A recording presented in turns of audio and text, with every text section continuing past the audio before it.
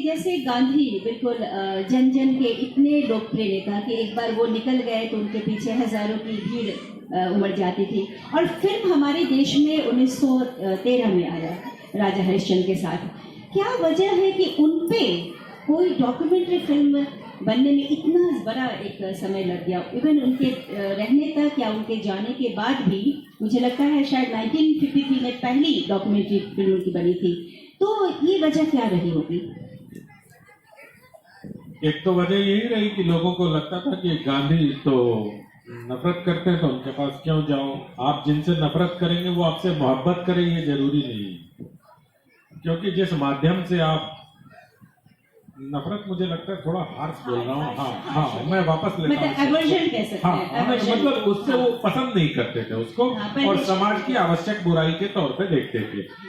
तो जब किसी माध्यम को आप पसंद नहीं करते तो वो माध्यम भी कहीं ना कहीं से रिटेलिएट करता है। वो कई बार आक्रामक तरीके से करता है और कई बार खामोशी के साथ करता है। और गांधी की मृत्यु के बाद उन पर लंबे समय तक फिल्म या डॉक्यूमेंट, एक फ्रेंच और एक ऑस्ट्रेलियन ने बनाई थी उन पे डॉक्यूमेंट्री। उसकी वजह बहुत नेहरू जी थे और नेहरू जी सकारात्मक अर्थों में थे। आज के दौर की तरह नहीं कि हर चीज के लिए नेहरू को जिम्मेदार ठहरा दिया। मैं नेहरू जी ये चाहते थे कि गांधी पर फिल्म बने, उनको मानव के तौर पे दिखाया जाए, कोई देवता न बना दे उनको। नेहरू इसी डर में जीते थे। और जब रिचर्ड एटनबरो के साथ उनकी मीटिंग हुई थी नेहरू की, एक पहले फील्ड मीटिंग हो चुकी है तो तब भी नेहरू ने एटनबरो को यही कहा था कि हम फंड करेंगे, सब कुछ करेंगे, पर आप देवता मत बना देना। तो वही था कि गांधी को ये गांधी जी की ख्वाहिश थी कि हमें देवता न बनाया जाए। और जब एटनबरो पे फिल्म बनने लगी तो 3 घंटे तक नेहरू ने अपने साउथ ब्लॉक के दफ्तर में सारी फोटोग्राफ जमीन पर गांधी की फैला दी और एक एक फोटोग्राफ से गांधी के सारे गुणों, अवगुणों, दुर्गुणों के बारे में एटनबरो को बताया। और 3-4 घंटे तक बैठक चली थी और बहुत मशहूर किस्सा लिखा गया है उसमें कि गांधी नेहरू घुटनों पे बैठ के एटनबरो को पूरा समझा रहे थे।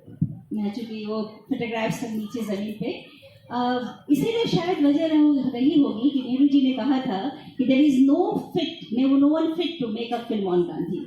तो उनका ये कमेंट भी रहा था अपने स्पीचेस में, वन ऑफ द स्पीचेस। थोड़ा सा संदर्भ से काट के लोग पेश करते हैं इन दिनों की।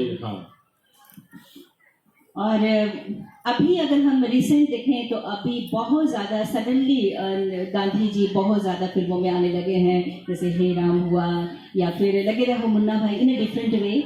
सो गांधी कहीं ना कहीं फिल्मों में है, या तो प्रत्यक्ष रूप से या फिर परोक्ष रूप से। उनके विचार हैं, उनकी जो जीने का तरीका था वो हुआ, या फिर अभी जो रिसेंट है गांधीवादी से गांधीगिरी तक, ये जो जर्नी है उस पर थोड़ी सी टिप्पणी आपकी चाहूंगी। दरअसल गांधी फिल्मों में नहीं रहे भारत में, लेकिन अगर आप देखें तो गांधी के सारे सिद्धांत बॉलीवुड पर बहुत ज्यादा प्रभावी रहे। हिंदी फिल्मों में सत्याग्रह भी दिखाई देगा आपको, अहिंसा भी दिखाई देगी आपको। गांधी और नेहरू के बीच का जो द्वंद्व है सेकुलर सोशलिज्म और कैपिटलिज्म को लेकर, वो द्वंद्व भी नया दौर में आपको दिखाई देगा। जब बस वाली सीन को याद करिए आप, बस वर्सेस तांगा। तो ये दरअसल 2 विचारधाराओं को दिखाया गया है। गांधी जैसे मशीन के खिलाफ थे तो वो तांगा उस मशीन का, मतलब उस मशीन के प्रतिरोध का प्रतीक है। और ऐसी दुनिया भर, मतलब कम से कम मेरी जानकारी में 1000-1200 फिल्में ऐसी बनी है जिसमें गांधी किसी न किसी रूप में मौजूद है। भले ही थाने में फोटो ही लगी हो उनकी, लेकिन वो मौजूद है। मुझे लगता है कि गांधी एक प्रोड्यूसर और डायरेक्टर की भूमिका में है, वो एक्टर नहीं। अगर इस तरह से हम सिनेमा की भाषा में समझें तो गांधी किसी भी फिल्म में 3 घंटे की या 1.5 घंटे की, 2 घंटे की फिल्म के प्रोड्यूसर और डायरेक्टर की भूमिका में है, वो नायक की भूमिका में नहीं है। आप कोई भी फिल्म उठा लीजिए, आपको गांधीवाद या गांधी के सिद्धांतों की झलक उसमें दिखाई देगी।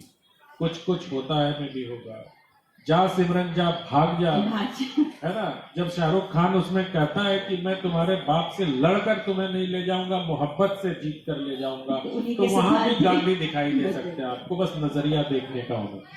बिल्कुल। जैसे जब किसी फिल्म के नायक को या फिर कोई भी कैरेक्टर है उसे अगर सच बोलना या फिर उनके अंदर की जो द्वंद को दिखाना होता है कि अब आगे वो सच बोलने वाला है या झूठ बोलने वाला है, उसी समय कैमरा एक गांधी के पोस्टर पे जाता है और वो तुरंत डिसाइड करता है कि अब मुझे सच बोलना चाहिए।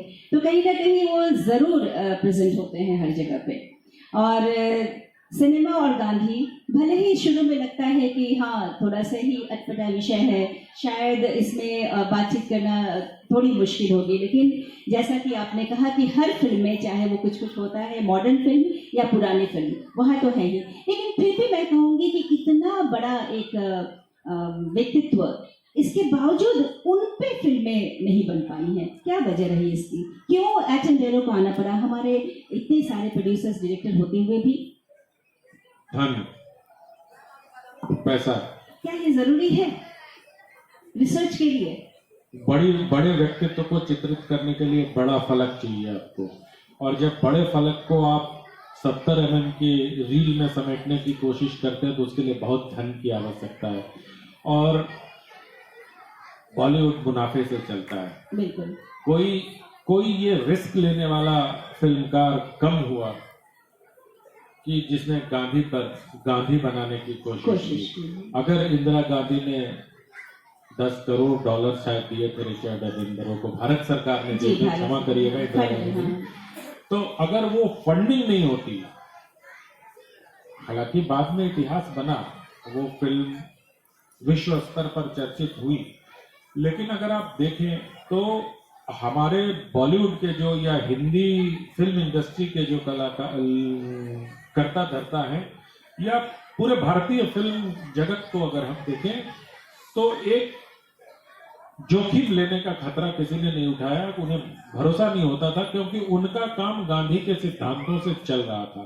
तो मुनाफे के इस अर्थशास्त्र में गांधी को नायक बनाने से अच्छा लोगों ने सुभाष बोस को नायक बनाया और उसके साथ साथ गांधी को चलाते रहे। हाँ बिल्कुल, क्योंकि हर चाहे वो हे राम हो या फिर अनफॉरगेटन हीरो हो या फिर the legend of Bhagat Singh, कहीं ना कहीं गांधी तो वहाँ है ही, लेकिन शायद बॉक्स ऑफिस को हिट कराने की बात रही होगी या है शायद, जिसके कारण एकदम डायरेक्ट उन पे फिल्म नहीं बन पाई जिसे हम बायोपिक का नाम दे सके।